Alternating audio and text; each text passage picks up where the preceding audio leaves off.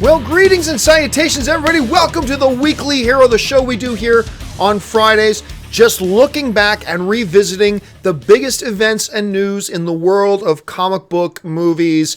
There was some big stuff that went on this week, guys. I mean, some really huge news. We're going to talk Venom trailer. We're going to talk a little bit of Shazam. We're going to talk about the Joaquin Phoenix news that came out. We're going to talk about Michael Bay maybe directing Logo. Black Panther opens this week. We're going to talk about all this stuff and a bunch more. So here's how today's show is going to go, guys. I've got 5 topics that I've picked out from the world of movie news this past week that I'm going to discuss here briefly. Then after I get through all that, we're just going to leave it open to you guys, and we're just going to do live chat with you guys and me. 2 ways to get a comment, an opinion, or a question on the Weekly Hero. You can either, one, use the super chat. That way it does guarantee your question will get on and it supports the channel as well. The other is I'm also going to take a couple of questions from Twitter. So if you want to send in a question, I can't guarantee I will get to your question if it's on Twitter, but if you send in questions, I will pick out a couple of questions from Twitter. Just make sure you're following me on Twitter at Campea and tweet to me a thought or a message, and maybe you will see your tweet pop up here on the show. Okay, with that out of the way, let's dive into the first item up for bids here, and that is the Venom trailer dropped. It came, I wasn't expecting it this soon, but earlier this week they released the poster for Venom, so you knew the trailer would be right around the corner, and they announced it would be out the next day. Sure enough, they dropped the trailer, and I'm going to tell you, look, there are a bunch of people out there like it, a bunch of people out there didn't like it. I'm surprised there are people out there who didn't like it. I'll be honest with you, I'm surprised, because I found it to be a very good first trailer. Now, if this was like the final trailer that they were releasing 8 weeks before the movie was coming out, I would feel differently about it. But this is a first announcement trailer coming 8 months before the movie comes out that really highlights the tone of the film, that horror, thriller, sci-fi aspect of it. I thought it was a really well put together trailer focusing on the character of Tom Hardy, not showing us the Venom character, which I thought was great. I thought when I was watching it the first time, I remember thinking, this is going pretty well. I hope they don't do that cheap formulaic thing that they do at the end of a lot of these posters and a lot of shows where for the last second of it, you see the Venom face going, ah! And I remember watching going, I hope they don't do that. I mean, I would have been fine if they did, but I remember thinking about this, I hope they don't do that. Don't do that. You've avoided showing Venom this trailer. Have the guts and the courage of your conviction to not show it, and they didn't. I was really happy about that. But it is funny to me, and it's cool if you have this opinion. I'm just saying it's funny to me that there are so many people out there that that will often complain and talk about, trailers show too much. Why do they give so much away? Why don't they leave some mystery in the trailers? I'm not one of those people, but I am constantly, whenever new trailers come out, I'm constantly hearing people on Twitter and Facebook and in the chat forum and all that kind of stuff going, why do they show so much? I wish, and this is the popular thing lately, is I'd rather go into a movie blind. I'd rather them not put out any trailers. Like, I'm seeing that becoming, which is absolutely stupid. But that theory is stupid. If you don't want to watch them, that's fine. But the concept that a studio shouldn't put out trailers is absolutely ridiculous. But if you just don't want to see them, that's fine too. But I'm seeing more and more people saying they show too much in trailers. I don't want to see anything in the trailer. I'd rather go in cold, blah, blah, blah. And what's the single biggest criticism I'm hearing from people, and maybe from some of you too? And again, it's totally cool. This is your opinion. I just find it kind of funny that the biggest single criticism I'm seeing coming from people about the Venom trailer, why didn't they show us Venom? Why didn't they show us him as the monster? And why didn't they show us him merged with the symbiote? Why didn't they show us that? It's like, don't show us anything. You're showing us too much. Don't show us anything. Oh, you're not showing us enough. You're not. And it's like, we're funny people. We as a species are funny people. They're like, we just, I don't get it. For me, the trailer worked. And there's a lot of people that forget the fact that they didn't show Venom. For a lot of people, they were just kind of underwhelmed by it. They didn't see the trailer as all that special. I kind of did. I dug it a lot. And I'm curious to see it. But again, let me qualify that. I dug it a lot as a first tease, a first announcement trailer for a movie that is 8 months away. In that context, I think the trailer's great. Again, I would agree with some of you guys who don't like the trailer. If this was the last trailer to come out 2 weeks or even 2 months before the movie, then I would say, yeah, you need to give us more than this. But it's just an announcement trailer. I thought it was great. I really did, and I enjoyed it quite a bit, and the debate rages on. Everybody's got an opinion about it, and the debate rages on. All right, let's move on now to the next topic, and this was expected, but it's here.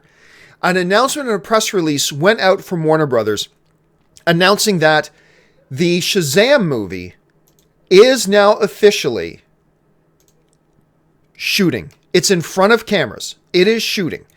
This movie is being made. Zach Levi, as we speak, is probably wearing the Shazam costume and is in front of a camera acting out some kind of line. This movie is now officially in motion. And that's an interesting thing for a couple of reasons. Reason number one is that it's the tangibilization. You know, I always use that word. We've been hearing about a Shazam movie for 4 or 5 years. Now they're actually shooting it. Now it feels real. The tangibilization of the theory is now made real. And that's it's coming and it's on its way. The other thing that it really reaffirms is that Warner Brothers is not rebooting the DCEU. I mean, you guys know what I think. I think they should have waited till Aquaman came and gone in theaters because there's nothing they can do about Aquaman. It was already shot when Justice League came out. I thought after Justice League, and even though I liked it, a bunch of people didn't, and I thought it was time to reboot the DCU. With them moving forward on production on Shazam, I think that puts a final stamp on it. Warner Brothers has made the decision that we're just keep going ahead. We're just going to keep doing what we're doing. Whether that's a smart move or not, we'll have to wait and see. I don't think it's a smart move, but who knows? Let's sit back. That's the decision they made. There's no use complaining about it anymore. They've made the decision. Clearly it's final and they're moving forward with it. Now all we can hope is that they do better than they have done up until this point. And that's the one hope that we have. But look, I was one of the guys. I know there's some people who didn't like the casting of Zach Levi. I really do. I quite like it. I think he's going to surprise a lot of people in this role. I love the Shazam character in general. I really like the director they brought on board. So there's some really good things in this. Let's see. We've seen some other DCU films have really good pieces that they just weren't able to put it together to win over the vast majority of the audience or the critics. Let's see if they can do it with Shazam and just keep our fingers crossed on that. All right. The next really interesting piece of news came out just the other day, and this came out of Variety, as well as a few other of the major trades, that Joaquin Phoenix is in talks to play the Joker in Todd Phillips', this is the one being produced by Martin Scorsese, standalone Joker movie. Not only is he in talks, like him and Todd Phillips met in December. According to this report, Joaquin Phoenix and Todd Phillips met in December, and Joaquin Phoenix in principle said, yes, I'll do it. I'll do it. Now, they still have to negotiate terms and everything like that, and we have seen things fall apart in the negotiations, so maybe this is happening, maybe it isn't. But in principle, Joaquin Phoenix has said he'll do it. Now, this is interesting because Joaquin Phoenix has turned down a couple of comic book movie roles. He turned down the role of Lex Luthor in Justice League, or in Man of Steel, I should say. Then, obviously, that would have translated to Justice League. He turned down the role of Doctor Strange. From what we understand, the reason he turned it down was because he didn't want to commit to a multiple film deal, which I don't think this would be. Because remember, this Joker movie, I'm pretty sure is a standalone film because Jared Leto is still going to be the Joker in Suicide Squad 2 and whatever other movies they have coming out. So Jared Leto is the DCEU Joker, and then DC is starting this new branch of films that are going to be like Elseworlds films, what if films, one-shot movies that sit outside of the DCEU. So in that sense, it kind of makes me think that they're not looking at this Joker thing as a franchise. They're just looking at it as a one-film, a one-shot movie, which is something that Joaquin Phoenix would probably sign up for, considering the only reason, as far as we know, that he turned down Doctor Strange because he didn't want a multiple film deal. So that makes sense. Here's the one big question mark, though, and I mentioned this on the John Campea show either earlier today or yesterday, but the one kind of hesitation I have as a fan, because Joaquin Phoenix is a terrific talent, make no mistake about it. I love him as an actor. The one bit of hesitation I have about this particular news is that from all reports, the movie they were looking at making was of a young Joker at the beginning of his career, if you will. Joaquin Phoenix turning 44. So, and that concerns me because it means, so you're going to change what your story is just to fit an actor that you want, to me, that's bad thinking. That's opposite thinking. You should be looking to get an actor that totally embodies the role you have, rather than let's change the role and let's change what the premise of our story is just so we can get this actor in. That to me sounds like a recipe for disaster. But nonetheless, it is Joaquin Phoenix. He's a great actor. So I don't know. I mean, let's see if this actually comes to fruition. Because again, Joaquin Phoenix agreed in principle to Doctor Strange and entered negotiations, and then the negotiations fell apart. Let's see what happens here. And then let's see if DC even moves forward with this film at all. But it sounds like everything's heading in the right direction for it to happen. I want to know, what do you guys think about that? Would you be excited about the idea of Joaquin Phoenix playing the Joker? Would you be a little bit cautious like me because it sounds like they're breaking away from what the idea of their story was in the first place? Or do you not like Joaquin Phoenix as an actor and you're just against this for that reason alone? Or do you just do not like the idea of them doing one Joker movie in a different universe while we have a DCEU Joker going on in another? Let me know what you guys think. Jump into the comments section and let me know.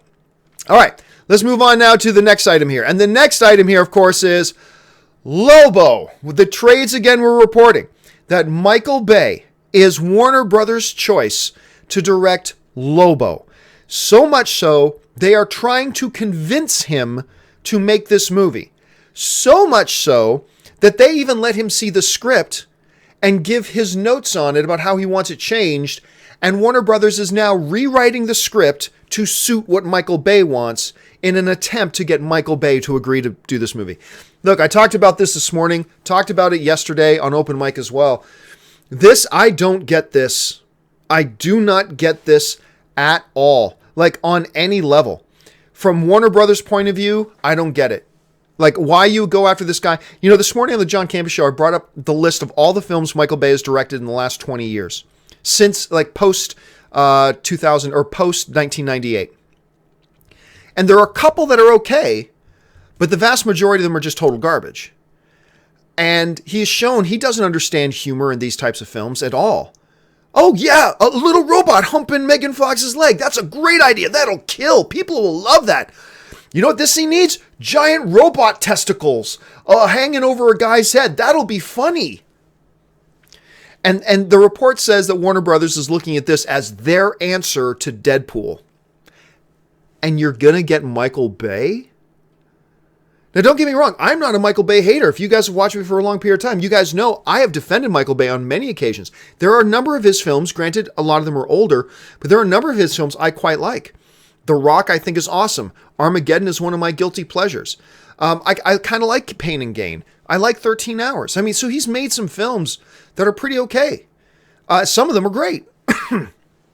But especially in this kind of a world, a comedy, he's not shown that he can direct comedy at all. As a matter of fact, he's shown the exact opposite of that.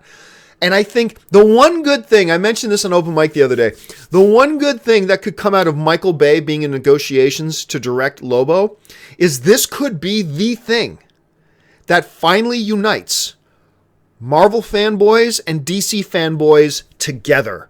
Because I think together they can unite and agree that nobody wants Michael Bay directing this movie. Nobody wants Michael Bay directing a DCEU film. This is not good for the DCEU. This is not good for Michael Bay, and it's not good for Lobo. This is not a good match. And it staggers me that Warner Brothers doesn't just want him. They're pursuing him. They're chasing him. They're trying to talk him into doing the movie. That, to me, I'm befuddled. I am completely befuddled about that. So anyway, we've talked a lot about that over the last couple days. Leave your thoughts below. Like, do you see a silver lining in this? Maybe you do. All right. Last big thing here, of course, is Black Panther. This is the week. Black Panther opens this week. I am so excited that you guys are finally going to get a chance to get out to the theaters and see this thing. This movie is getting rave reviews. Last I checked, it had 98% rating. It is, look, I'm just telling you, right now, the vast majority of you are going to love this film. There is a segment of you that has already decided you don't like, either because it's Marvel or because it's got a black guy in the lead, and I really don't have the time of day for any of you. And then some of you won't like it because this is the law of averages, just because the film won't hit you the same way it hit me. And that'll be fine. That's fine. That's all movies, right? All film is subjective. So there's going to be some of you that don't like it, but I really feel confident after watching this movie a couple times that a hell of a lot of you, the vast majority of you, are going to like this film. You may not think it's the best movie of the year. You may not think it's the top 5 film of the year, but I really feel very confident saying I think the vast, vast majority of you are going to really enjoy this film. This is a home run for Marvel. There's some people going around saying this is the best Marvel movie ever. And okay, I mean, all film's subjective. That's great. There are some people who think that. I don't think that at all. But it is my favorite film since Civil War. What has come out since Civil War? I always forget one or two. Spider-Man Homecoming, Doctor Strange, Thor Ragnarok, and Guardians of the Galaxy 2. So we've had 4 MCU movies since Civil War. This is the 5th. This is my favorite of them. This is my favorite movie since Civil War. In the MCU at any rate. So I really think a lot of you, finally here, this week it's going to open. I'm excited that a bunch of you guys have been hearing about it, talking about it. Now you're going to get a chance to see it for yourself. And, I just can't wait to hear from you guys about what you thought of the film. And I hope you guys will let me know once you do. All right, guys, listen, now it's time for me to go to the live questions. Like I said, I'm going to take a couple questions from Twitter, and then I'm going to spend a lot of the time taking your comments from the Super Chat. I guarantee that everything in Super Chat I will get around to. But listen, before I do, let me give a shameless plug here to something, which is the thing that keeps the lights on around here, which is my Patreon campaign. Do me a favor, if you like watching my videos, please take a second, go over to www.patreon.com/John Campea, and there you'll get all the information about, number 1, what it means to be a Patreon supporter. Number 2, how being a Patreon supporter keeps my shows on. And number 3, what advantages and benefits there are to being a Patreon supporter. And hopefully after you read that, you'll want to become one of my Patreon supporters too. And a special thanks to all of you guys who are already Patreon supporters. You are the reason this show is even possible. So thank you for that. Okay. Let's get started here. We're going to start off, let's start this thing off with Twitter. I'm going to start with a couple of questions from Twitter. I'm just going to pull a couple out here. And let's see, we got our first one coming from Mr. Nathan Mister, who writes, John, do you think Saga is a series that would be able to translate to film? It's a good question. It's a tough one. Saga is amazing. It's so good. It really is so good. And it's probably by the best, in the last couple of years, the best comic book writer of the last few years, and Brian Vaughan. And he's also the same guy who did Runaways, which I'm just eating up. And he's done a lot of great stuff. Saga is fantastic. But all you have to do is read the first 5 pages to know this would be a very difficult thing to bring to the big screen. It would be a very challenging, very expensive story to bring to the big screen. And on that level, I don't know how well it would translate to film. I'm just not sure. This might be one of those things like Watchmen that is just better on the page than it would be on the screen. I have a feeling Saga might be one of those. But who knows, man? Look, one of these days, somebody might step up and give it a rendition on the screen and it works great, which would be amazing. But listen, if you haven't, a lot of you guys don't even read comic books, which is totally cool. But if you are really interested in picking up a book that sounds really good, try Saga. I think Saga is one you might really like. That's a really good one to dive into. So give that one a shot if you have a chance. All right. Let's see. What else? I've got a whole ton of tweets. Let's take this one because this one is about TV. Mag Dave writes, John, thoughts on The Flash this week? I hated it. Oh, the Prison Break one. Yeah, wasn't so thrilled with it. I'm finding myself more and more disliking any episode that DeVoe is in, which is really too bad because the actor, the original actor who plays DeVoe in the show is really quite good. I like seeing him. He's really sharp. But yeah, man, I agree. I'm not digging it. And I did not dig this week's episode. It had its moments. I've even not minded the whole Barry in prison thing, but it feels like they just whoosh, all of a sudden they ended it. And the really weird thing, by the way, guys, I'm about to give a spoiler of this week's episode of The Flash. So if you don't want to hear a spoiler from this week's episode, mute your computer here for the next 30 seconds. Okay, ready? Go. The whole way they got him out of jail by bringing an elongated man to look like DeVoe, it's like, well, he can come back from the dead because strange things happen in the city, which is exactly why if I was a judge saying, yeah, so this could be somebody else that made to look like him. I mean, it just seems, and why wouldn't DeVoe's wife goes, this isn't my husband, this is an imposter? Why wouldn't they go, let's go exhume the body to see if the body's still there? It's just way too sudden, way out of left field, and did not make sense. That's not how it would have went down. So, I don't know. Look, there have been some episodes this season that I've really eaten up, but overall, this is my least favorite season of Flash so far. And I love Flash, and some of the episodes have been great. Any episode without DeVoe in it has been pretty good, but yeah, this one was kind of weak to me. Okay, let's go over now to the super chats that people have been sending in. And our first one here starts off with Curtis Lopez, who writes, did you see the Justice League deleted scenes of Superman getting his suit? The black suit is barely in the background, but people are making a big deal out of it, saying it should have stayed. It's a pointless scene. Oh my God, it's a pointless scene. Pointless scene. There's no way that scene should have stayed in the movie. It served no narrative purpose whatsoever. It's like, oh, they should have left that in. Why? There's a reason they have editors. There's a reason they edit stuff out. Like, that just would have been nothing but an extra minute of screen time that it didn't need to have. Like, I dug it. We got to see the ship, and I dug it. We got to hear that music. Boom, boom. I like that too. And was it cool seeing the black suit? Sure, that was nice, but it served no purpose. There was no narrative purpose to that scene whatsoever.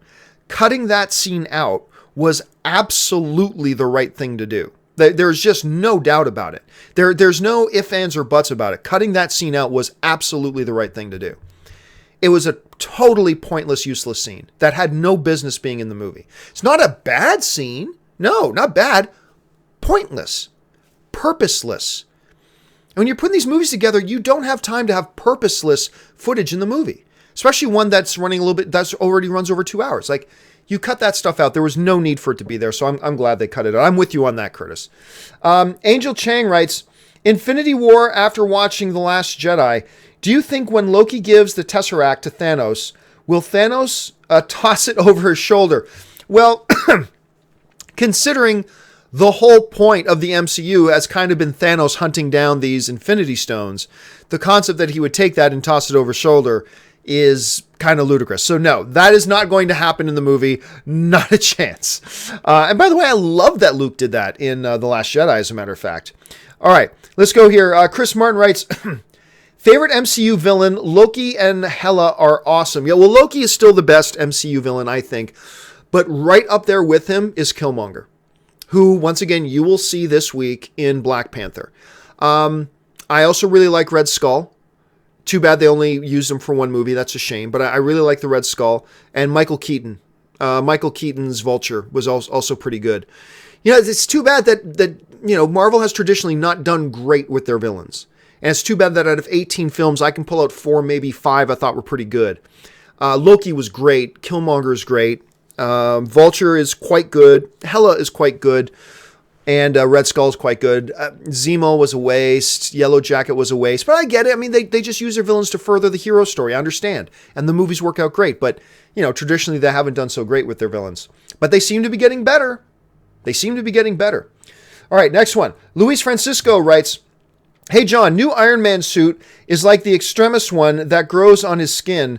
So it is not separate armor. In the trailer, you can it growing on him.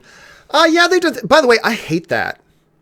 Note. It's way too, this notion of, and you know what?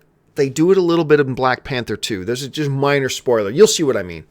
But I hate this notion that I carry my Iron Man suit in my ring. Okay, that's just lazy. I don't care what they did in comic books. This is the movies. And the movies, that comes across as lazy.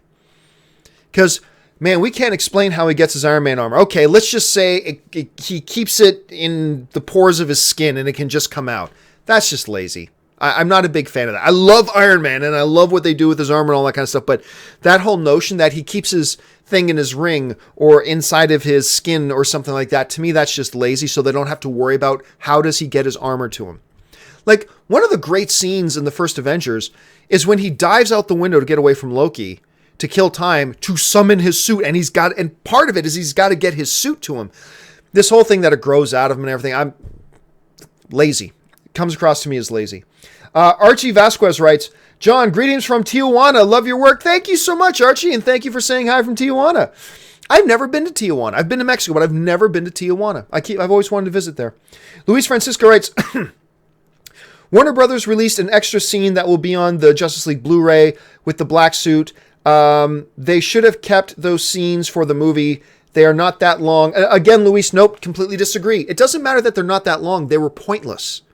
They served no function. They did not serve the story in any way. They did not serve the narrative. They didn't contribute or add or influence the narrative in any way.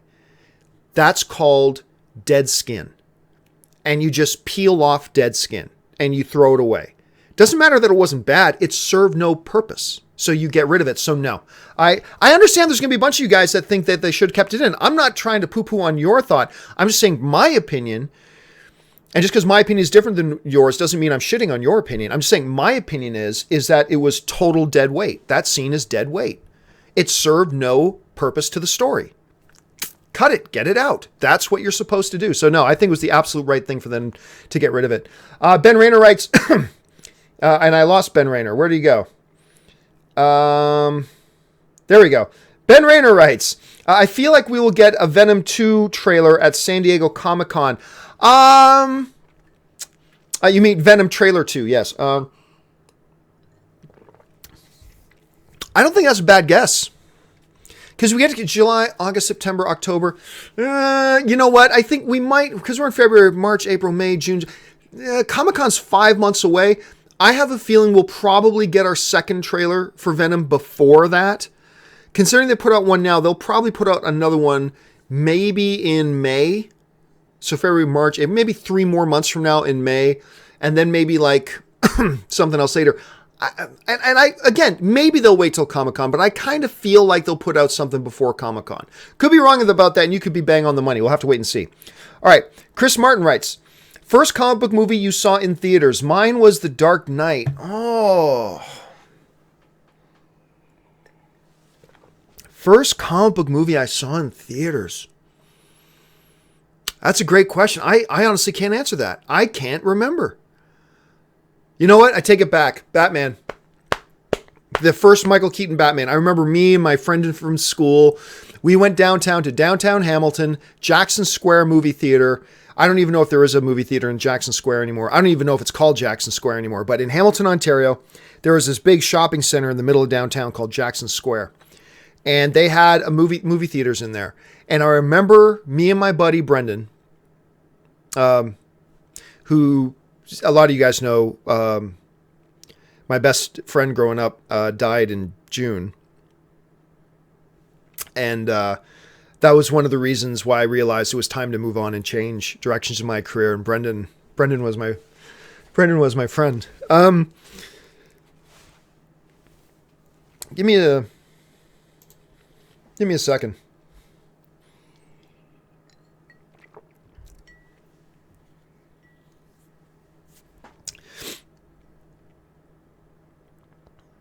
Okay.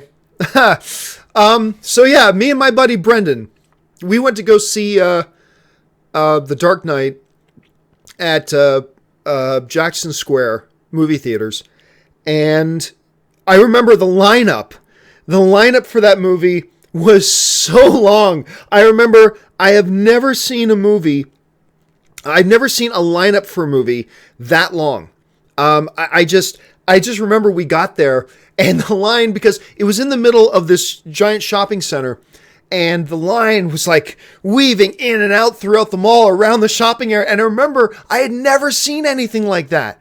Now, I hadn't been going to the movies, very long on my own, but we started, I remember we got to the theater and realized, this huge line. And we started walking down the line, and we kept walking and walking. We're like going around the corners, like surely the end of this line is around this corner. And we would go around the corner and the line would keep going as far as the eye could see. And I had never seen anything like that. It was the first experience I had in a movie that was like just packed to the rafters kind of thing, right? And so we went and stood in the end of that line, and they were showing it on like 5 of the screens, which is great. So I think that was the first comic book movie that I went to go see in theaters. All right. Chris Warden writes, I know you attribute the first X-Men film in 2000 as the one that kicked off the golden age of comic book movies that we have today. But what about Blade in 1988? It was Marvel's first success at the box office. Well, here's the thing. Like, a lot of people go, well, Blade came out first. Yes, it was. But Blade was not the movie that made all the producers realize we can make these kinds of movies now. And remember, the first Blade, it really depends on how you define success. Like, some people talk about Blade as if it made like $500 million at the box office. Blade made, I think, $129 million or in that neighborhood. It made something like worldwide. Not on its opening weekend, not domestically, worldwide. The first Blade movie made like $120-something million.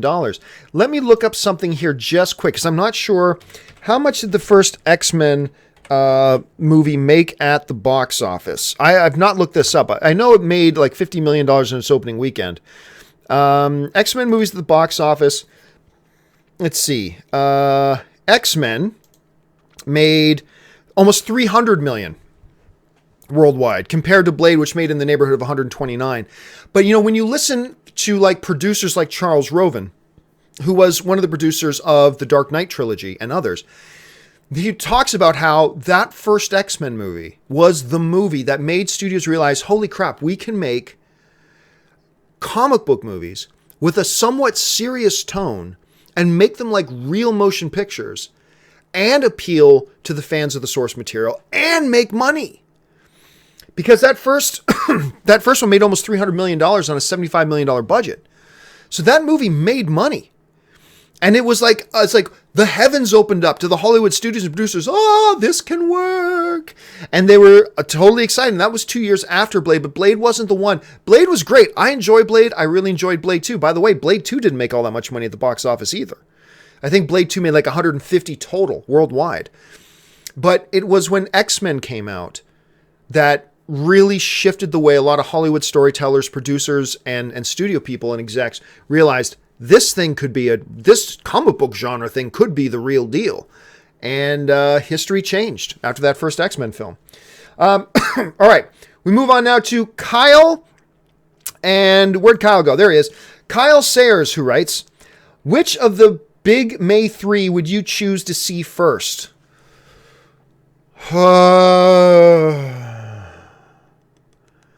And of course, what he means by the big May 3, it's Avengers Infinity War, Solo, and Deadpool 2.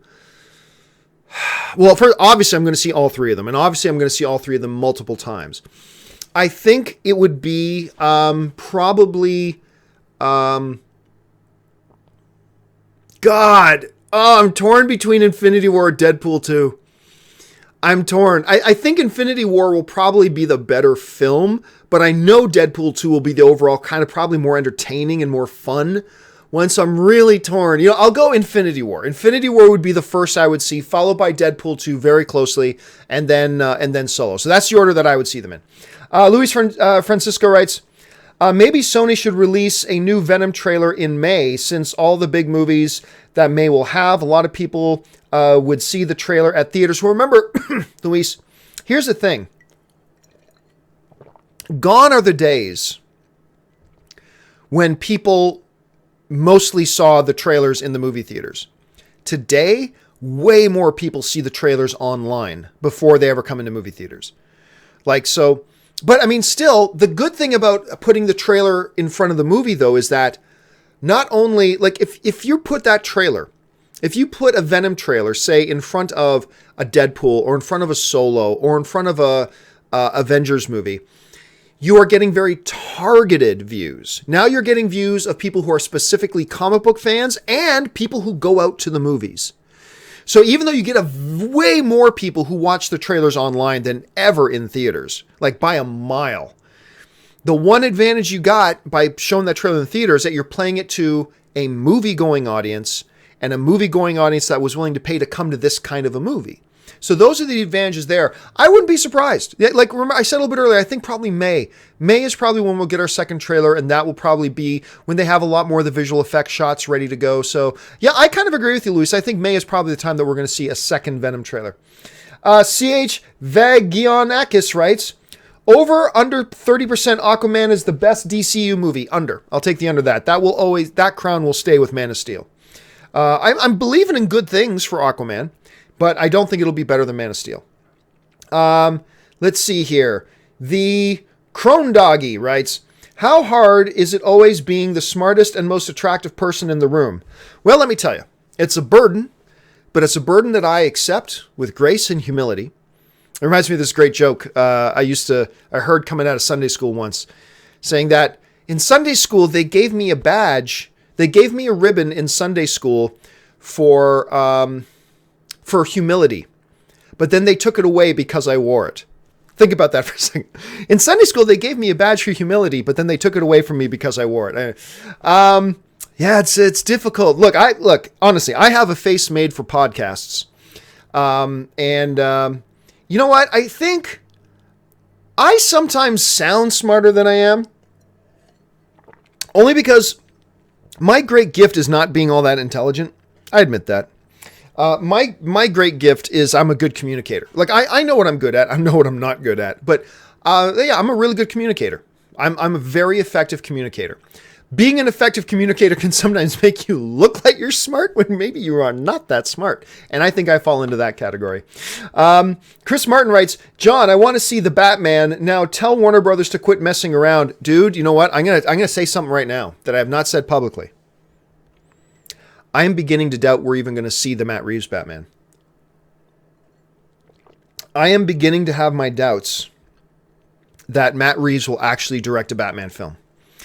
I'm not breaking news here. I'm not telling you I've got sources telling me that Matt Reeves isn't directing. No, none of that. I'm just saying this is starting to smell a little bit like some other situations we've seen at Warner Brothers. And the fact that Matt Reeves was announced as the director of this film, like last year, and the fact that we still don't have even a date for the movie, I am growing suspicious that we may not even see that movie. I'm not saying that's what's going to happen. No, I would still put my money on it happening. I'm starting to get little acorns of doubt. Just tiny acorns of doubt. Nobody run around and say, Campea says Matt Reeves isn't making it. No, I'm not saying that. I'm just saying I'm starting to get the slightest slivers of doubt that Matt Reeves is even going to do this movie. But we'll have to wait and see. Muse Tack Reviews writes, do you like Arrow Season 6? It's really good, man. Nah. It definitely has its moments. It certainly does have its moments, but I haven't been thrilled with it. I got back on board with it last year because everybody told me, hey, season 5 gets really good. And then I thought, okay, I'm just going to keep watching it and hope for it to get good because I'm a big Stephen Amell fan. I want him to have a good show built around him because I think he's a really exceptional talent. But I'm still not quite there, to be honest with you. Daryl Best Wadley writes, is Black Lightning the best DC show right now? Ooh, right now? Because I'll tell you this, like seasons 1, 2, I even really like 3 of Flash are better than Black Lightning season 1. But right now? Yeah. Yeah, I'll say Black Lightning's the best DC show right now. Like I just watched this week's episode. Loved it. This show impresses me a lot. It really does. I'm very, very happy with this show. And yeah, I'll say that Black Lightning is the best DC show right now. Chris Martin writes, I love, and by the way, guys, if you have not sent in a super chat yet, please, no more super chats. No more super chats in case you haven't sent them in.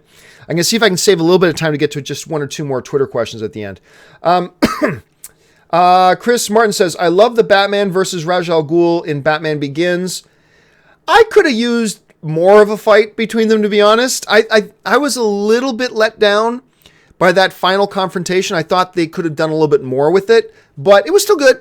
It was still good, and the movie is very good. Like, Batman Begins is very good overall as a film. The Crone Doggy writes, ever read Miracle Man? It should be a film. No, I never have, to be honest with you. I've never read Miracle Man, as a matter of fact. You're like the second person to ask me that in the last couple of months. Somebody asked me that, not on the show, I don't think.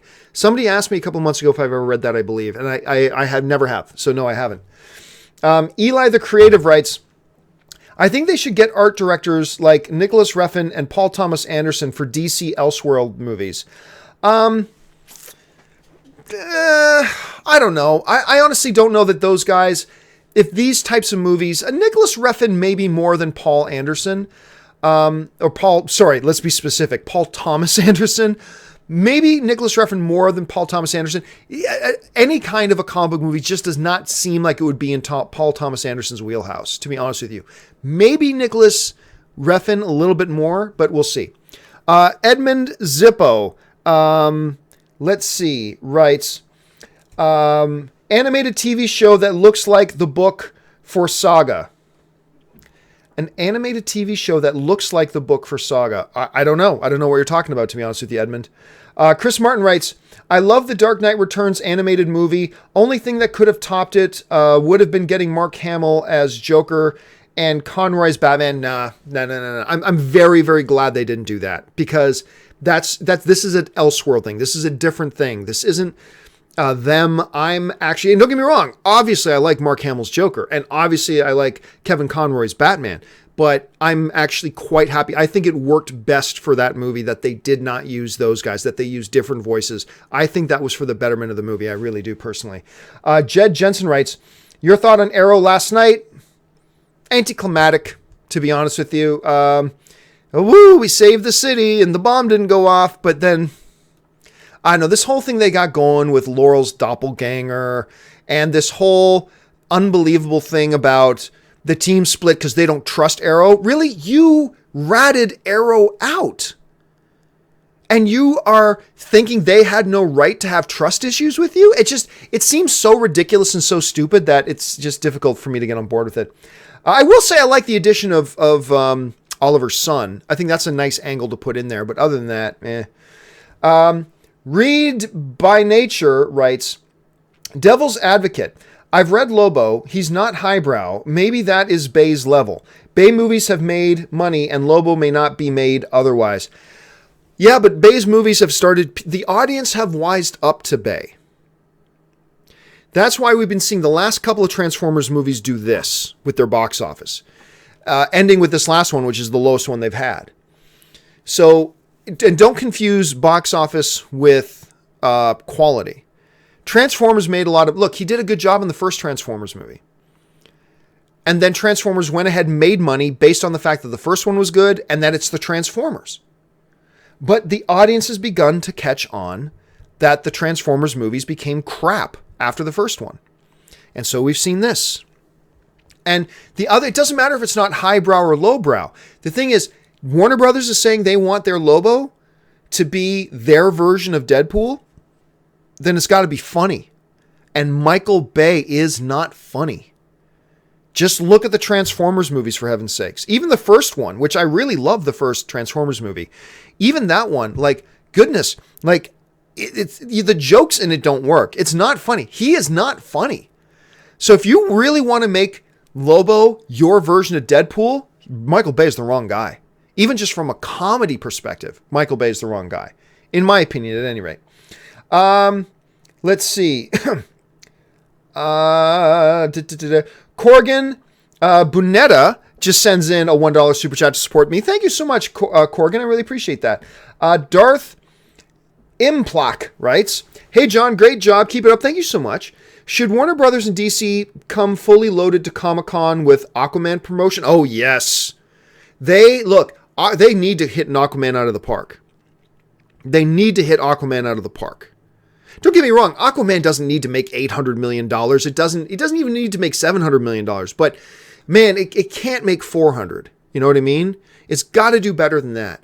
And so they should come with Justice League taking a big nosedive in the box office.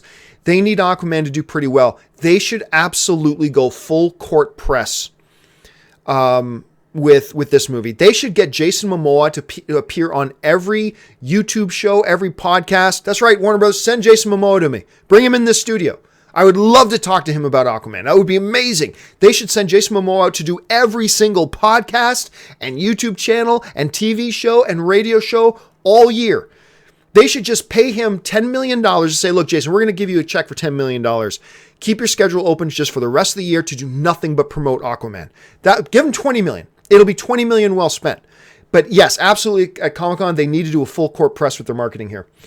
Will Foxification writes, hey, John, fellow reviewer here. Favorite movie ever? Star Wars. Obviously, Star Wars. I mean, hello, it's me. Star Wars is my favorite movie ever.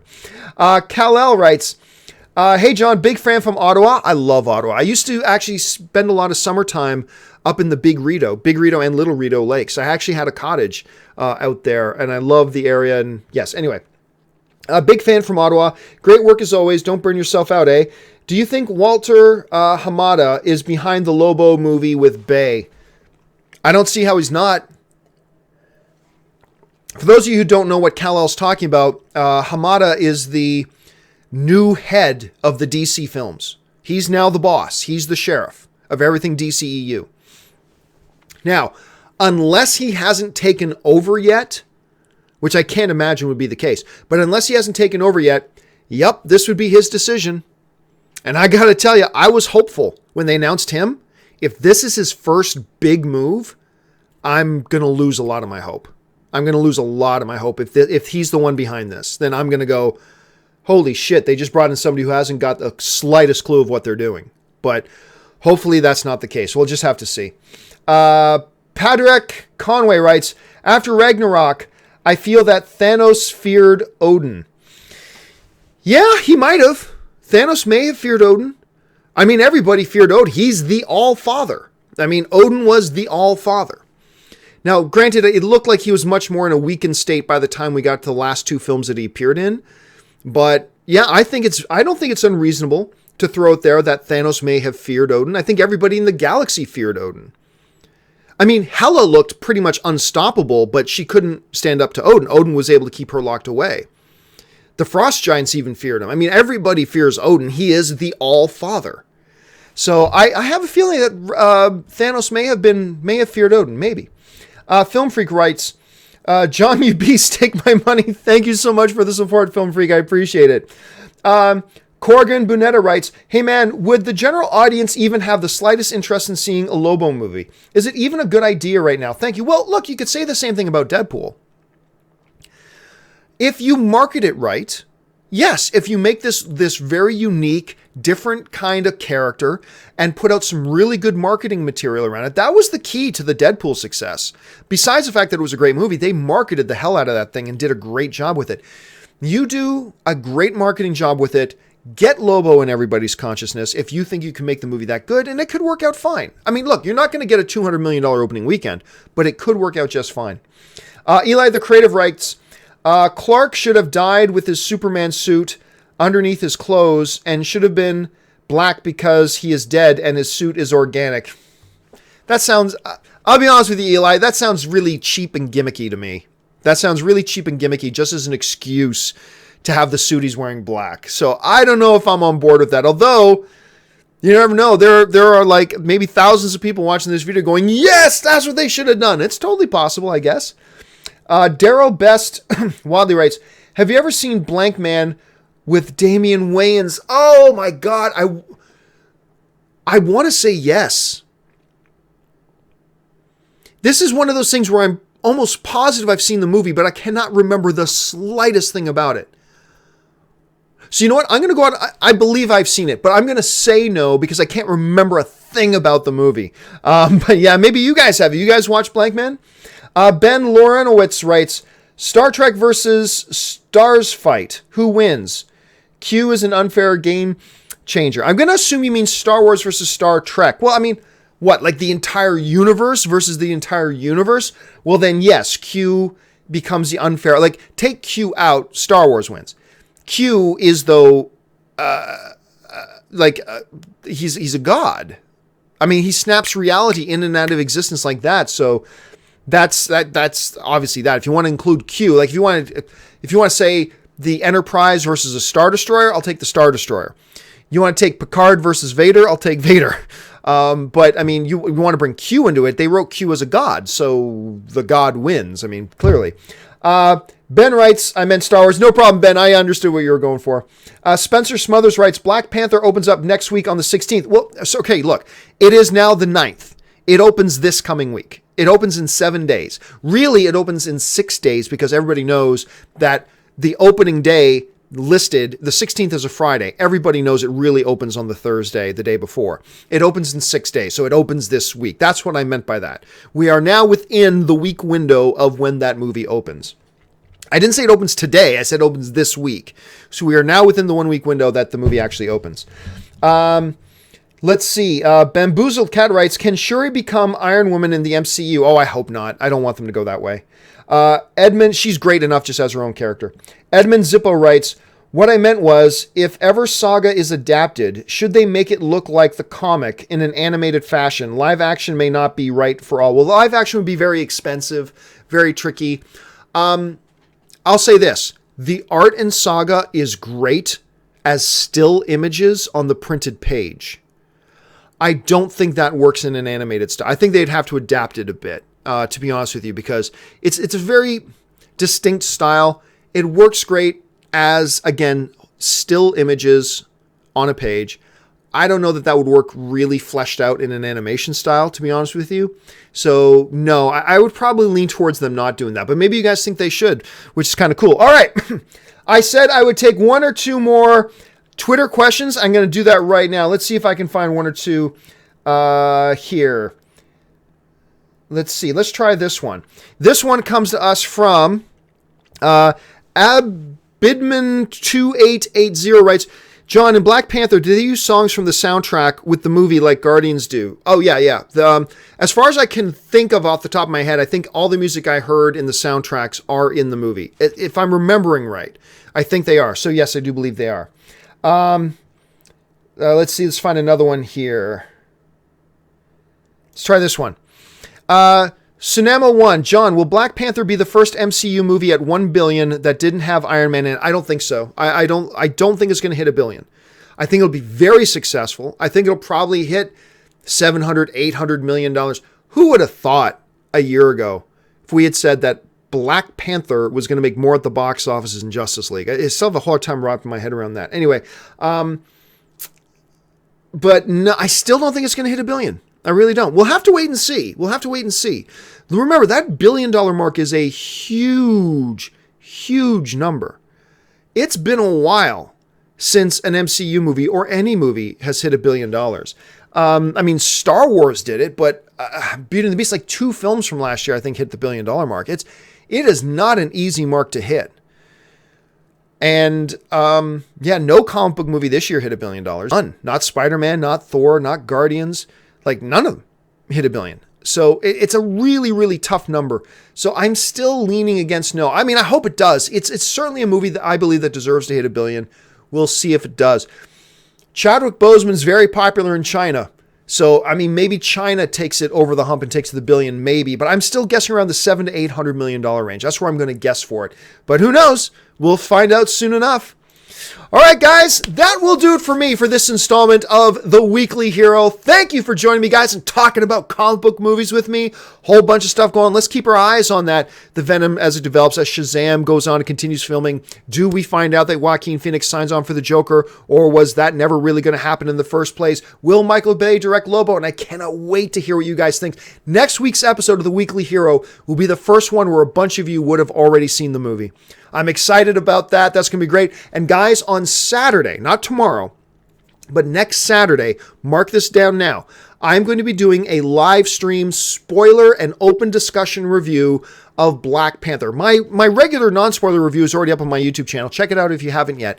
But on next Saturday, that's the 17th, I'm going to be doing a live streamed Black Panther spoiler review and discussion. So make sure you guys get out, see Black Panther Thursday, see it Friday, see it on an early screening on Saturday, and make sure you come back in. I believe I'm going to do that at noon Pacific Standard Time. That should be 3 p.m. East Coast time, but I'll update you guys later about that. But that should be a really, really fun time for us to sit around and actually openly talk about Black Panther. I'm very excited for that. All right, guys, that'll do it for me for this installment of the video. Thank you so much for joining me. My name's John Campea, and until my next video, bye-bye.